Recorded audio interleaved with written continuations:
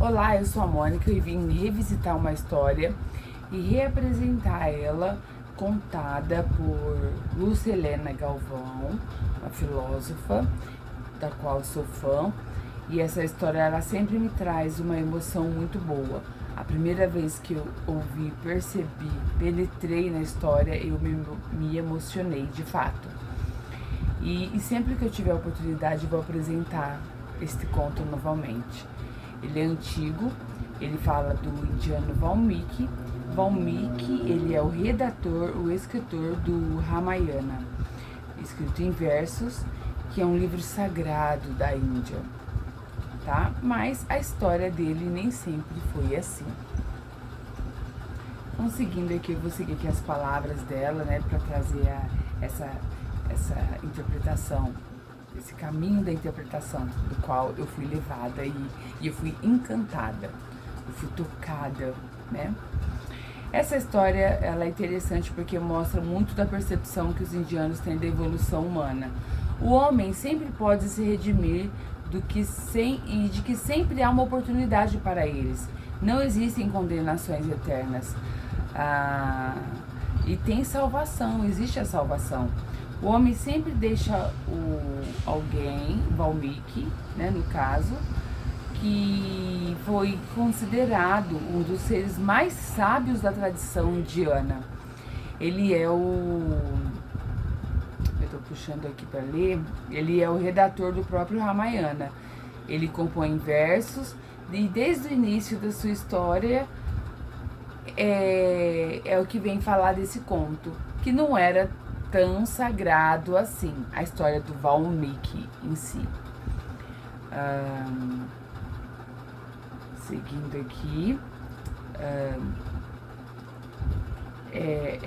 o Valmiki era um sábio a quem Brahma dá a tarefa de redigir o mais sagrado dos livros que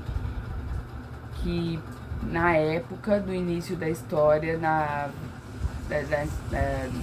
no início da história, o Valmiki ele era um bandido, um assassino, um salteador de estrada, como muitos que existiam na época.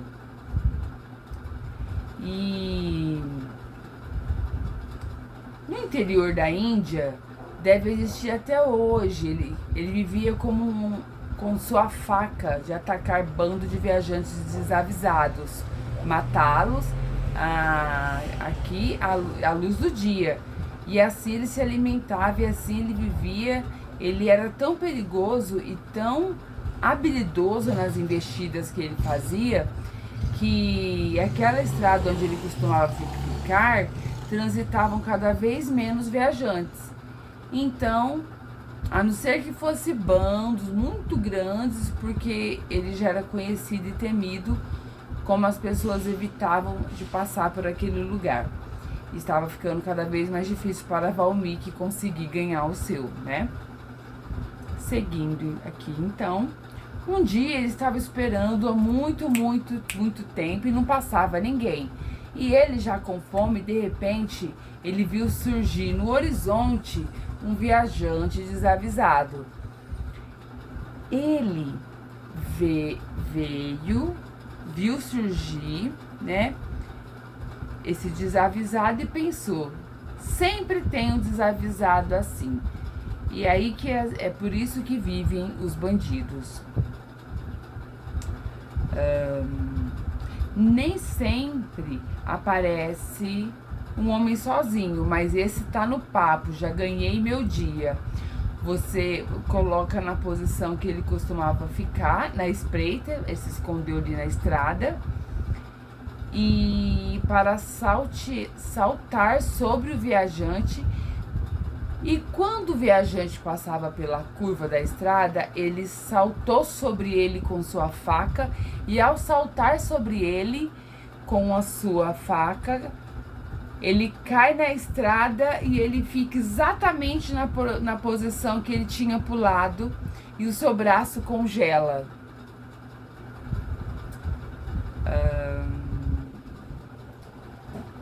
E ele fica paralisado, né, no ar. E o viajante vai passando calmamente, como se nada tivesse acontecido, de forma muito tranquila.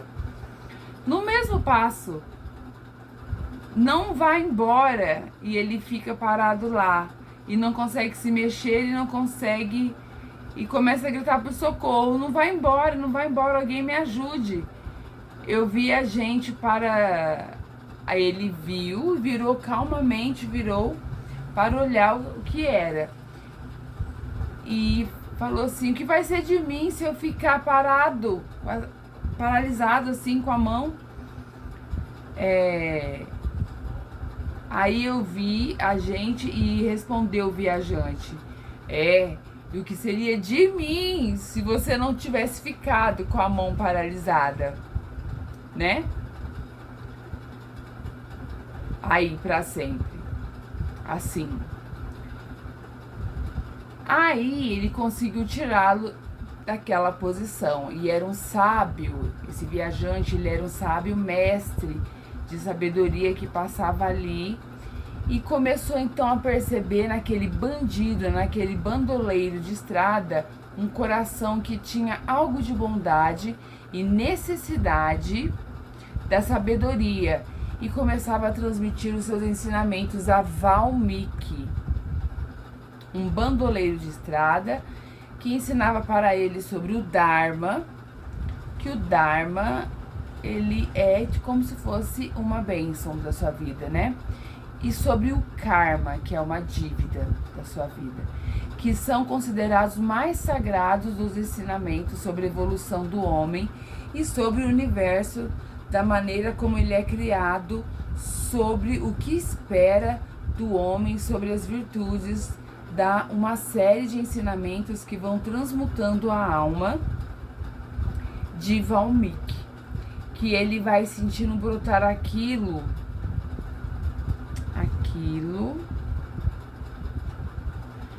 e ele tem de melhor, vai brotar aquilo que ele tem de melhor, esses ensinamentos. Até que ele cai aos pés do seu mestre e diz, mas por que o senhor perde tempo ensinando tudo isso para mim? Se existe o karma, o meu deve ser o mais cruel de todos. Eu sou um homem bandido, um assassino de estrada, não há redenção para mim. E aí o mestre vira para ele e diz, não existe nenhum ser humano para quem não haja redenção. Se você estiver disposto a pagar o preço que o karma te exige para redimir todos os seus erros, ser fiel àquilo que eu te transmitir um dia, você terá purificado todo o seu karma e estará pronto para receber mais ensinamentos. Agora é preciso que você saiba que virão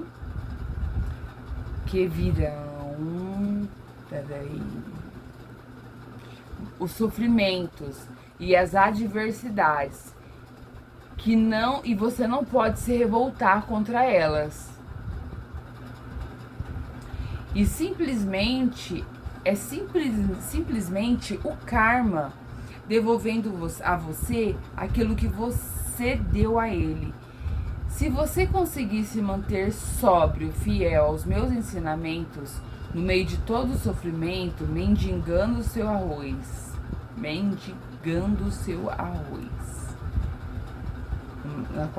com a sua tigela, pregando aquilo que você já aprendeu, fazendo bem por onde passa, um dia você saldará sua dívida com o karma. Nesse dia eu estarei lá, vou voltar a te encontrar e continuaremos com o nosso aprendizado.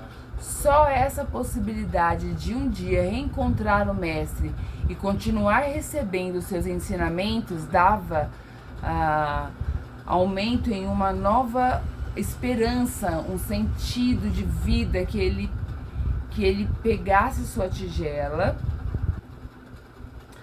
que o mestre lhe deu e se torna um monge mendicante. Vai andando de aldeia a aldeia, mendigando o seu arroz e pregando os ensinamentos. promete ele, tinha passado e, como era previsto para ele, o karma era o mais cruel.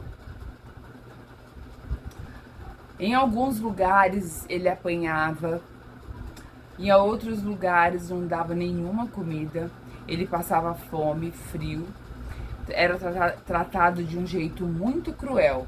Alguns lugares rasgavam suas roupas, vestimentas de monge, ele ficava sujeito ao frio em todos os lugares, ele era desprezado e ele vai com muita serenidade e percebendo que aquilo nada mais era do que a resposta do karma.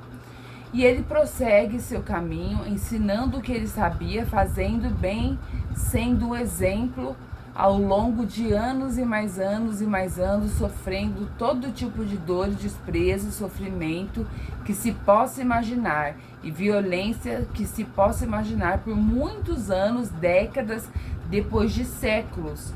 Quanto tempo podia precisar, e isso demorou.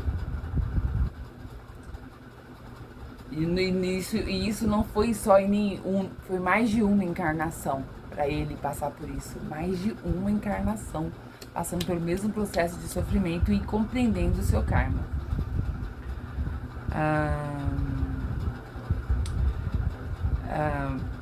Vamos lá. Depois, ele caminhando, cumprindo aquilo que o mestre esperava, um dia, casualmente, quando ele olha, ele está exatamente naquela estrada onde ele costumava ficar passando por aquela estrada de terra, o quanto ele era salteador, quando ele era salteador. Ele olhava aquilo ali, só que surpreendentemente, porque ele não chegou ali, de que forma ele chegou ali, né? De forma surpreendentemente, ó, o trava-língua. Intencionalmente, e começou a recordar daquele já longínquo passado. Enquanto ele está ali nas suas reflexões, de repente vem correndo uma jovem na sua direção, gritando por socorro, com as vestes, com as roupas todas rasgadas e ensanguentadas. Aqui atrás delas, um salteador de estradas, um jovem salteador com uma faca na mão, e aí ele para socorrer a jovem. Corre na direção desse bandido, começa a lutar com esse bandido, que era muito jovem, forte, mas ele era muito experiente.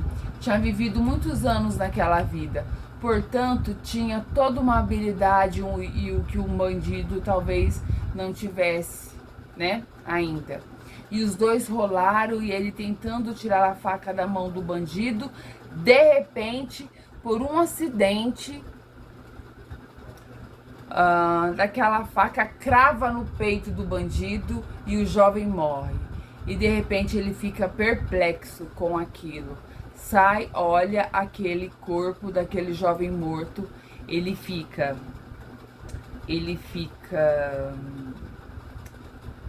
peraí, tudo que ele tinha feito até ali para cumprir o seu karma fielmente, que o mestre tinha te avisado, tinha pregado, os ensinamentos recebidos, nunca provocar mais dor do que ele já tinha provocado. Que eu estou lendo aqui, né, a tela, e a tela vai travando, mas ele tinha provocado tanto mal e ele tinha feito tudo para cumprir o seu karma. De repente tinha um jovem morto em seus braços. Aconteceu. Tinha provocado mais sofrimento que ele, né, naquele momento. Sem saber exatamente porque ele tinha provocado a morte daquele homem, ele fica perplexo com aquilo, que não era previsto ser honesto. Não me falaram nada sobre aquilo, porque aí ele pega o jovem nos braços e tem certeza e vai atrás do seu bom mestre, e tem certeza que ele vai ter uma boa explicação sobre aquilo. E sai andando com um jovem morto nos braços e vai penetrando no meio da floresta, naquela expectativa. Meu mestre tem que me explicar por que aconteceu isso. Vai penetrando até que ele dá numa clareira, e nessa clareira havia uma pedra. E nessa pedra, calmamente estava sentado o seu mestre, à sua espera. Como ele imaginava, ele se aproxima naquela angústia, naquela dor, e o mestre, muito sereno, se aproxima dele como se nada tivesse acontecido. Acontecendo, né? E chega o jovem bom discípulo. Tantos anos eu espero você e ainda é tão forte, e eu esperava por você para que continuássemos os nossos ensinamentos. Que bom que você chegou a esse lugar. Eu o esperava durante muito tempo para que pudéssemos continuar o seu aprendizado. E ele, com aquela conversa toda, e o homem, né, e o discípulo com o homem morto nos braços, e ele falou: mas mestre, o que foi que aconteceu? O senhor não vê que eu matei um homem? Aí o mestre dá um sorriso, vira para ele e fala: é verdade, você matou um homem. E quando ele olha para esse homem que está nos seus braços, ele percebe que na verdade ele carregava ele mesmo. Ele havia matado um monte de coisas, simbolicamente, do seu nascimento. Ele havia renascido, purificado e apto a receber todos os ensinamentos do mestre. Então, eu acho muito bonito essa história. Eu me emociono. Porque ela mostra que não existe para um ser tão especial quanto o homem a condenação eterna. Sempre há possibilidade da redenção. Sempre o homem é um ser dotado de um poder maravilhoso, que é a vontade. E essa vontade corretiva, aplicada sobre si próprio, é capaz de fazer com que a situação mais difícil pode se tornar a alma mais bela para a Índia. Não existem infernos, nem seus eternos, né? Existem eterna possibilidade de construção do próprio homem. Fim. Até a próxima leitura. Namastê.